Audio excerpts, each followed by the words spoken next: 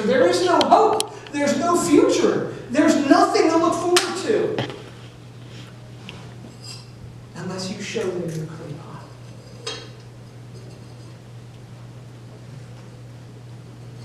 The things we see now are here today, gone tomorrow, but the things we can't see now will last forever.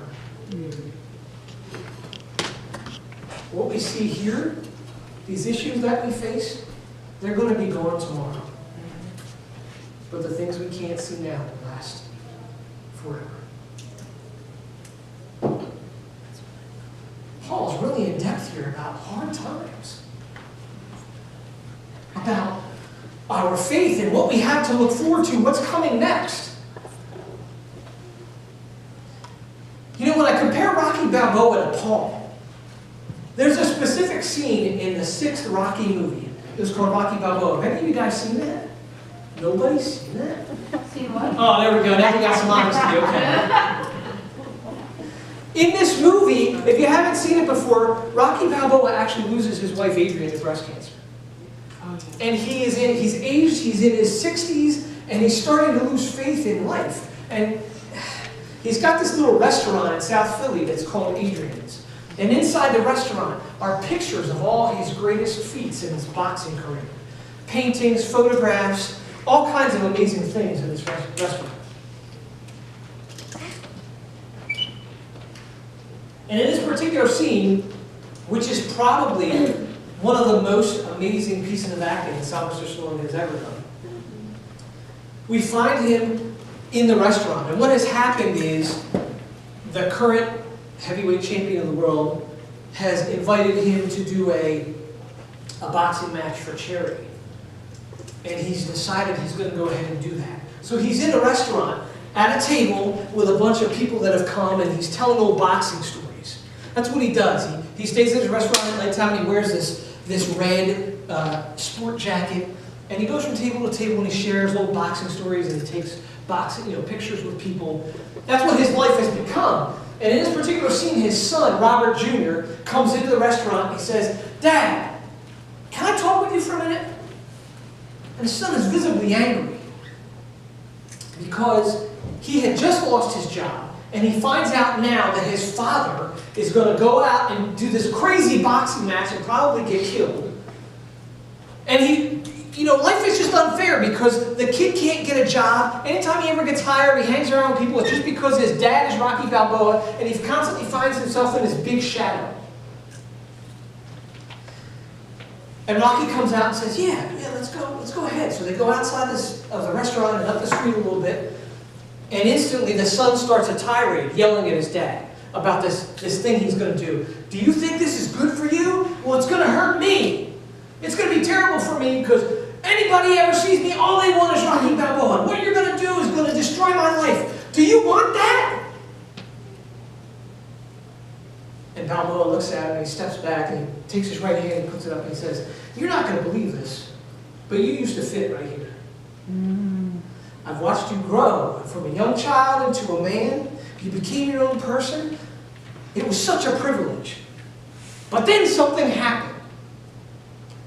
You became somebody else. You got affected by something, a big shadow. And you started trying to find somebody to blame for all your problems in your life." He says, "I'm going to tell you something, kid. Life ain't all sunshine and rainbows. It's a mean and nasty place, and it will beat you to your knees and hold you there if you let it. You, me, ain't nobody going to hit as hard as life. But it's not about how hard you hit. It's about how hard you can get hit and keep moving forward.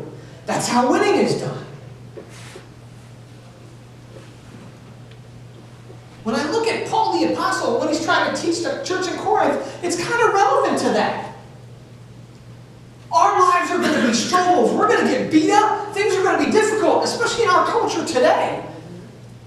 People are going to look at you with anger. They're not going to want to have anything to do with you because of your clay pot and the message that you have to deliver. But it's not about how hard you get hit. It's how hard you hit. It's about how hard you can get hit. How much you can take and keep moving forward. How much are you willing to sacrifice to make sure your message in the fragile clay jar gets to the people who need it? As we move a little bit forward in 2 Corinthians, Paul's geometry of the way he's writing changes. Around chapter 9, his whole writing status changes. A lot of theologians actually think that it's from a different letter. But what has actually happened is Paul has gotten news from the church in Corinth that some people are there questioning his ability as an apostle or his leadership. So he begins to start to pen some things to these people. And in 2 Corinthians 11, 25 through 30, he actually begins to write about how he has sacrificed for God. And I thought to myself, like, man, it really sounds like he's boasting here. But it's not really boasting. He's teaching the church in Corinth about what it's like to suffer for Jesus. Now, if you watched a couple of weeks ago, I made a little small Facebook Live video about this because it struck me as crazy. The fact that Paul is going through this whole tirade about things that were going on in his life. He writes, 3 times I was beaten by rods. Once I was stoned. 3 times I was shipwrecked. Once I spent a whole night and a day adrift at sea. I've traveled on many long journeys. I faced danger from rivers and robbers. I faced danger from my own people, the Jews, as well as from the Gentiles. I faced danger in cities, in the deserts, on the seas. I have faced danger from men who claim to be believers but are not.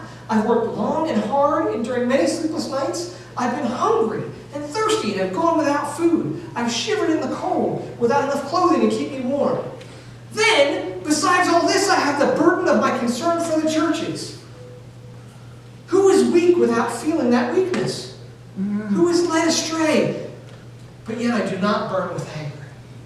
If I must boast, I would rather boast about the things that show how weak I am. How weak we are.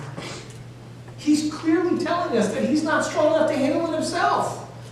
And as we step forward, he's actually talking about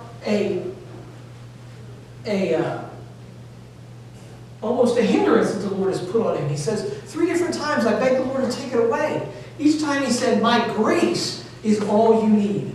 My power works best in weakness. So now I'm glad to boast about my weakness, so that the power of Christ can work through me. That's why I take pleasure in my weaknesses, and in the insults, hardships, persecutions, and troubles that I suffer for Christ. Because when I am weak, then I'm strong.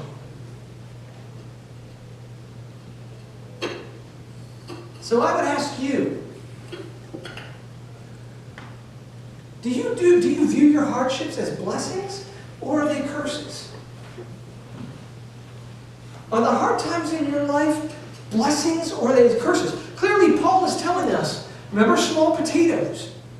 The things we deal with here are small potatoes compared to what's coming.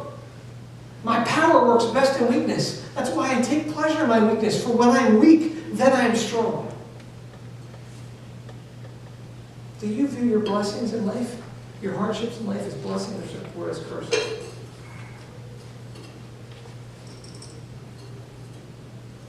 Well, Pastor Jeff, I want to say that they're blessings.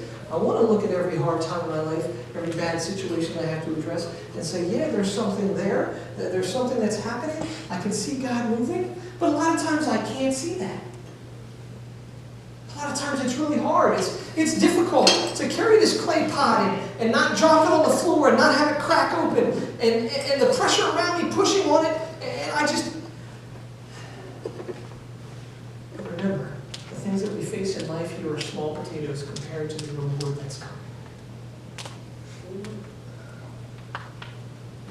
It's small potatoes.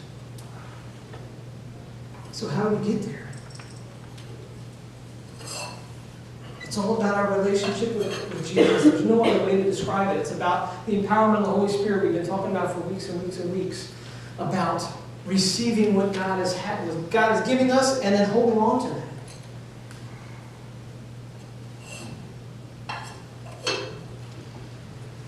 Paul writes in Romans, we can rejoice too, and when we run into problems and trials, for we know that they help us develop endurance. And endurance develops strength of character, and character strengths our confident hope of salvation. And this hope will not lead to disappointment, for we know how dearly God loves us, because He's given us the Holy Spirit to fill our hearts with His love.